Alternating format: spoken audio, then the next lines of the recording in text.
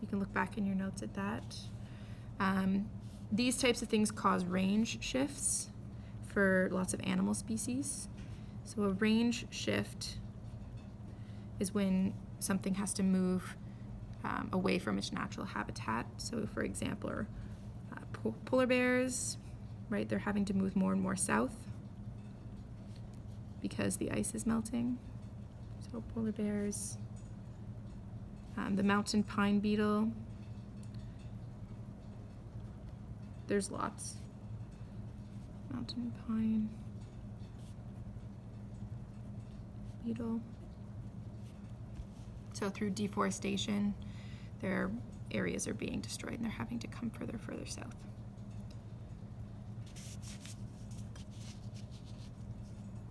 So I'm just going to add a few notes to the bottom here about the hydrosphere. So I'm going to put a little star. So warm water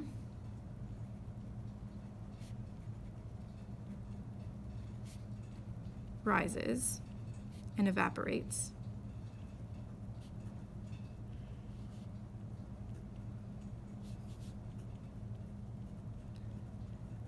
Leaving salty water to sink, which is changing the salinity of the water and affecting a lot of the fish in the oceans.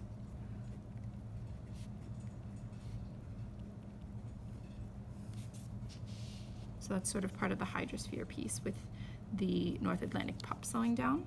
Also, one more to add here is that melting glaciers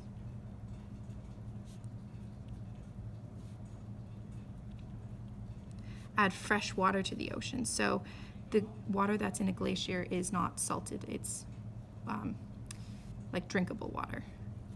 So when they melt, they're adding fresh water, which stays on top. So it's gonna ruin that sort of pump effect that we have going with the North Atlantic pump off of Greenland.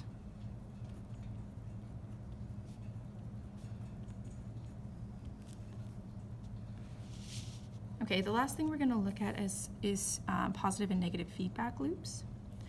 So we've got a few examples here. We'll sort of call this one.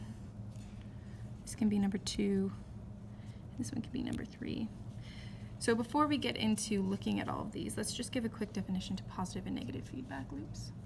So a positive feedback loop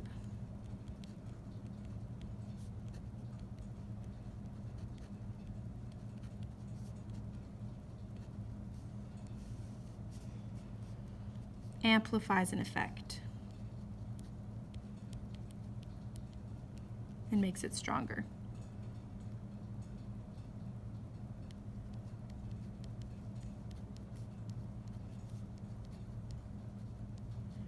Versus a negative feedback loop, we'll put it over here.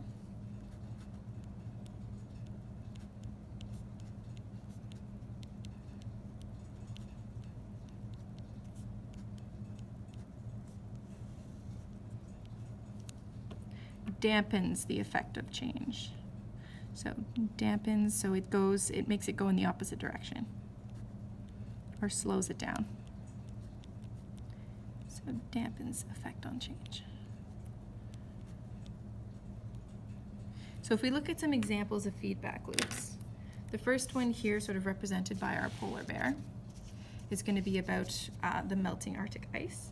So as temperature rises,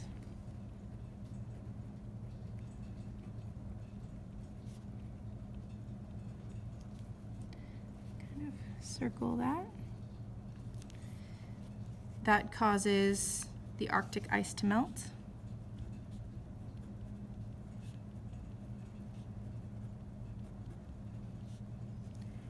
If the Arctic ice melts, that means that there's more fresh water or more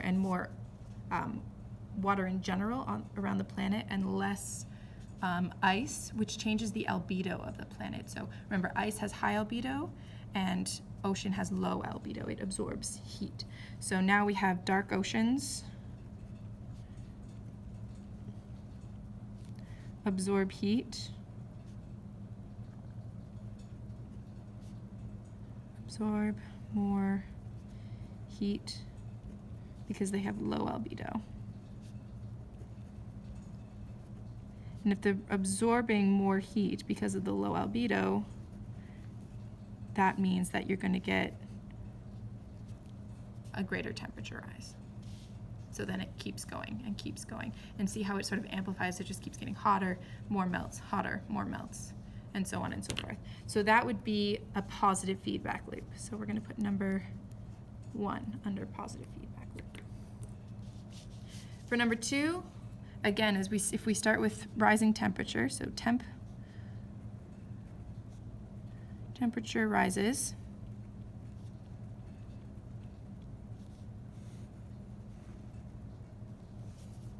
That's going to cause thawing permafrost.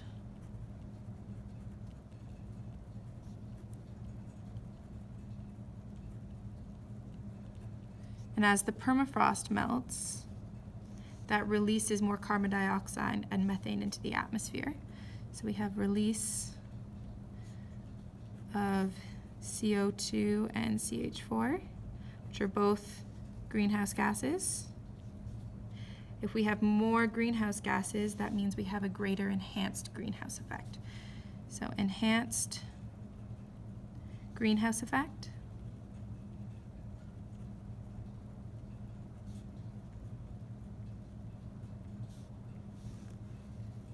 Which means that more temperature is being trapped inside the atmosphere and our global temperature will increase, and then more will thaw.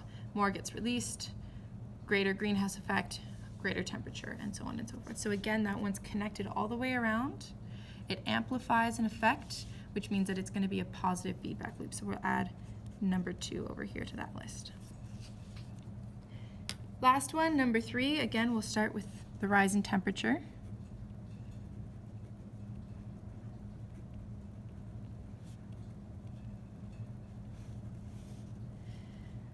Okay, rise in temperature also causes an increase in evaporation. Remember, water, as it gets warmer, will turn into a gas, so it's going to evaporate. So increased evaporation.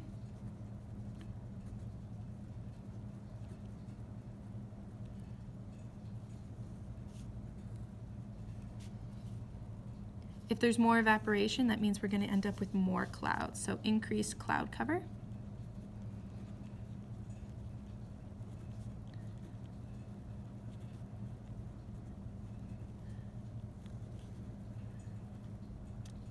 With increased cloud cover, clouds are light color. They have a high albedo, so they reflect more light. So we have an increased albedo.